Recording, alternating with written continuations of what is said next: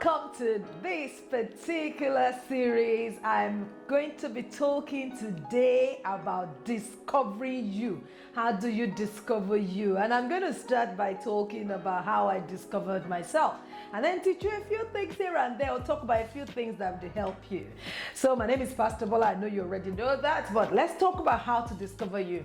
But before we go into that, to talk about the fact that if you love this series, make sure that you click on, you subscribe to this channel and you invite a friend to be a part of this series. You will love them anyway, as we live life together and experience life together. So how do you discover you, and why is it important that you discover you? You see, the world we live in now is a world where everybody wants a piece of you, particularly if you're a lady. If you're in your 20s or your 30s, my goodness, the world and its mother is always looking for you. There are distractions, there are healthy ones, unhealthy ones. There is a pull on you from the moment you wake up to the moment you go to bed. Somebody wants a bit of you. And if you're not careful, you just keep running around like a headless chicken, trying to answer everybody's question, whereas you don't answer this question that is probably deep in your soul about yourself. How do you discover you and make sure you do you? Because you have to discover you to do you. You cannot be you, and you cannot be the best of you unless you know who you really are. So let me tell you about how I discovered me. As a very young girl, there are some things I enjoy doing. There are some things I love doing. I loved teaching. And I know that as a young kid, I would have all the dolls around, or sometimes the animals, or whatever it is that we have around the house. And I would go to, we used to have some cats. And our cats used to have little babies and the kittens, and they would all be there, and I would pick up something. I would be teaching them like a teacher teaches children in school. And because I didn't have younger ones that was going to listen enough to me to sit down and just listen to me. So I would try and teach them. I would try and teach anyone that cared to listen about any subject matter that I think I know, even the ones I don't know. Sometimes I'll teach them a nursery rhyme and things like that. That's one thing I knew I was good at. I knew I loved teaching. So I thought maybe I was going to be a teacher. Then I also knew that I really love caring for people. If something happens to anyone around me, I have in my heart of hearts, I can't move beyond it. I will think about them. I'll pray for them. I'll go and ask my parents if we can help them in any way, shape, or form. So I knew I was a very caring person. In fact, at some point, my parents thought I was going to be a nurse or a doctor because of my interest in caring for people. What I didn't consider are the other aspects of me that could not really live with being a doctor or a nurse, which is I am very squeamish, and so do not really do well seeing some things. But in their head, they thought, well, she has a mental capacity and she has the interest or the flair. So that's one thing I had a flair for. I really love caring for people. I really enjoy it. I also noticed as I was younger that more and more people like to come and talk to me about themselves and their situations. Now, not that I knew a lot, I knew very little, but people still felt they could talk to me. As much as I'm a great, I talk a lot, people still think I do listen. So I do have my siblings, one come to report the other, and the cousins, one come to talk about the other, and my dad wants to talk to me about the whole of the family, and my mom wants to talk to me about the siblings, things that are working and are not working. So if you combine all of these things together as I was growing up, I didn't know what I wanted to do. In fact, I remember when I was in secondary school, I used to like my guidance and counselor teacher, and I told myself, maybe I'm going to be a guidance and counselor. Everybody went to this lady. She counseled all of us about our career, about what we needed to do. So she listened to people, she cared for people, she taught people. So I thought, maybe that's what I'm meant to do in life. But as time progressed, parents pushed me towards what they thought I was good at, which is a place where many of us find ourselves. So, I went into university and then I studied accounting. I was good with figures. That had absolutely nothing to do with my deep interests, which was in, caring, loving, counseling, as much as I knew how to teaching. But I studied it, and I remember as well, as I was graduating from university and I was studying on the side for my professional exams, that I had interest so much in actually teaching within the professional setting. So there was a little professional exam school that was set up by a gentleman, and then I was invited to come and be a teacher on it, and I was a teacher in that place, and I did well, because again, that's part of me coming up. And people that were struggling with their exams, they will come to me to counsel them and so on and so forth. And all through the years, the baseline of the stories, there were expressions of me.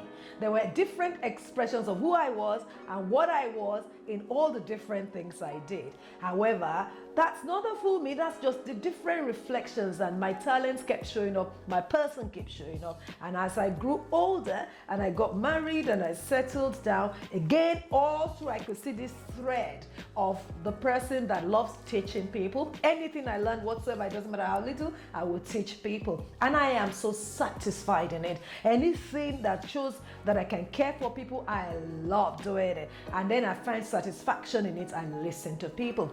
And then we went into enterprises, and I realized that these were the threads that were showing up all through the time that I went into enterprise, or we're running businesses as well. So firstly, at some point we went into having a school, a Saturday school for children. So we're teaching children, teaching them maths and English and helping them. And I realized that while we're teaching these children, the parents, they're in this underprivileged area, the underprivileged parents will come and then they will have conversations with me, and I can spend hours chatting with them about life and how life can be better and so on and so forth. And then we went into a estate agency, and I remember very strongly that we did very well in all of these enterprises, by the way, very, very well. But it's not just in the doing well. My fulfillment is not just in the money that was coming in. My fulfillment was in the people I was meeting, the ability to listen to them, the ability to talk to them, the ability to teach them anything I thought I knew, and the ability to care for them.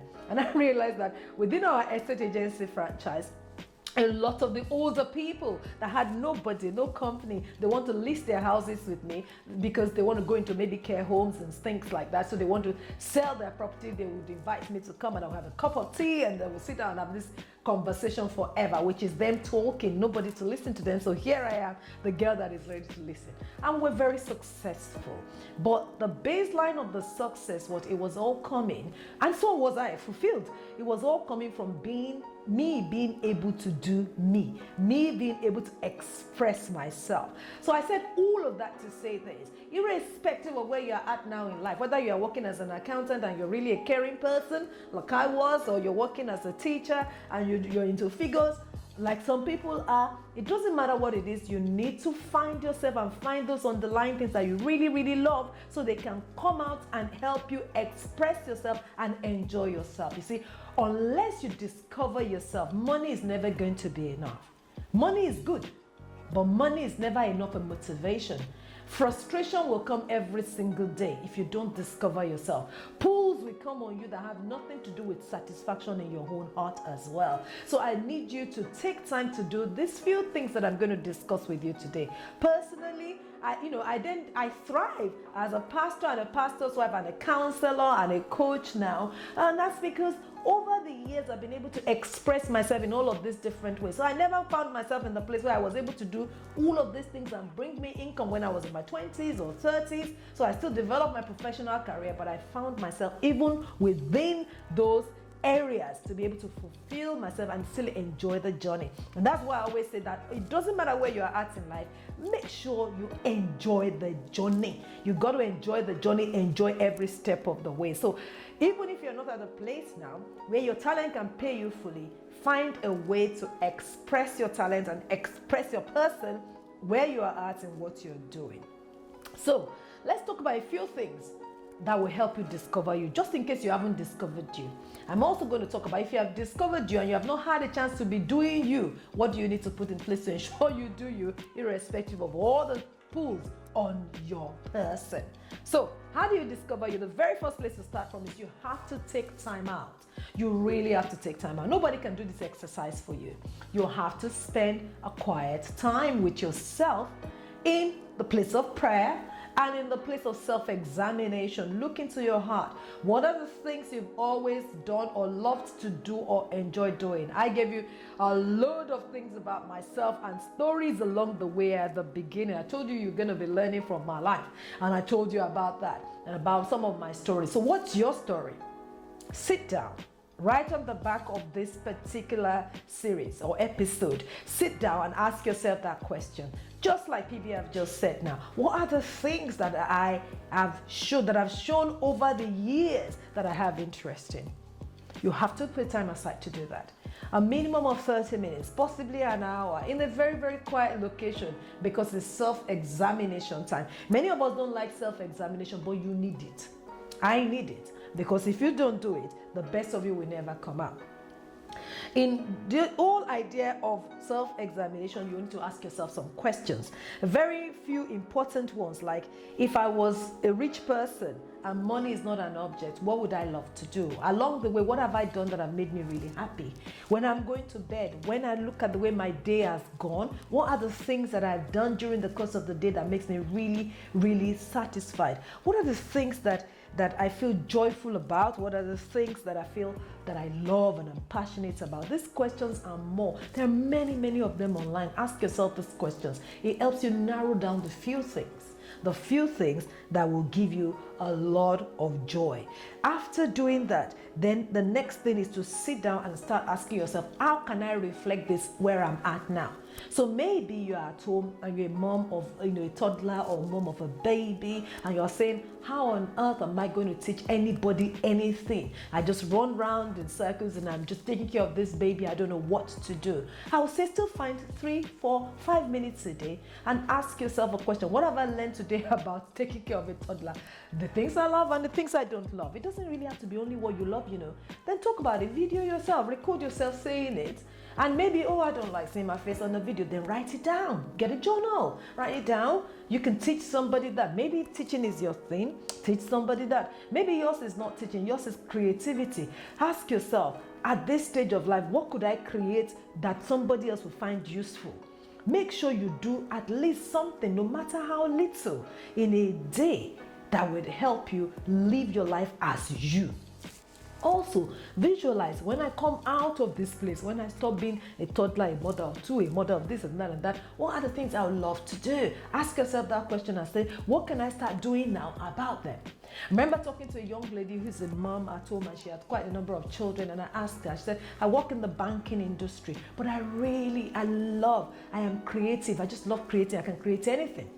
I said, what have you created? She said, because of the age of my children, I just create different activities to play with them. And because of the lockdown, I realized I want to do more of those. I said, okay, what else can you create? She said, I can learn anything and do them. I said, well, while you're here now, instead of start worrying about money, learn something to do, and then you can start doing. Anyway, baseline of the story, she learned to bake, and now she bakes around the children, and she gets orders, and she puts the cake she's baked on Instagram, and now she gets orders. She gets income every week. She's happy creating with the baking. She's happy spending time with the children. She's not rushing to get back to 9 to 5, and she's not stranded financially. So always sit down and find out what you're good at and see what you can do about it on a daily basis to ensure that you enjoy it. Lastly on this is discover new things every day about yourself. You see, if you don't learn and discover new things about yourself or discover new things in life, you will be still. It's a matter of time. You can't be you. You can't do you if you don't discover new you. If you don't discover your body. If you don't discover new things, how do you discover you? Have that desire and hunger to always discover. Remember, something happened just yesterday. I was really excited about it.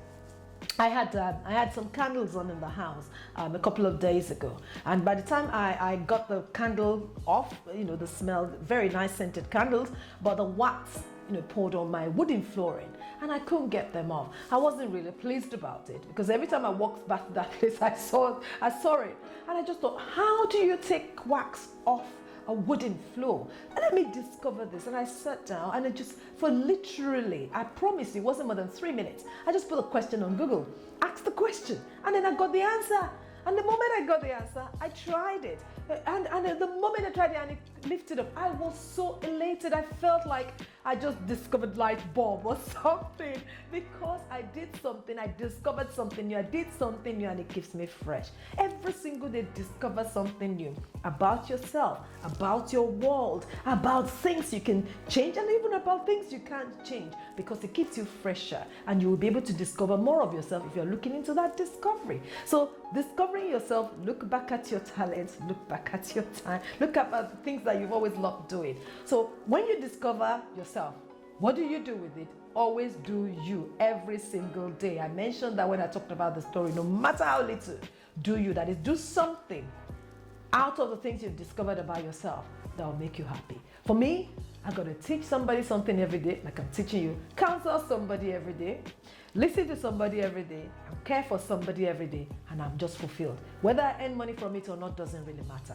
What is you, and how do you discover you, and what do you want to do with the discovery of yourself? You owe it to yourself to do that. So put into practice what I've taught today, and I really, really, really hope to hear from you as you give me feedback on how you start enjoying your life. We will enjoy life together as we begin to put to practice the things we learn on this series. Thank you so much for your time. I know you've enjoyed this. I have thoroughly enjoyed teaching you, but you know this is me doing me, okay? Well, do you, and let's all enjoy you. God bless you. Subscribe, don't forget, and I look forward to seeing you in the next one. Bye.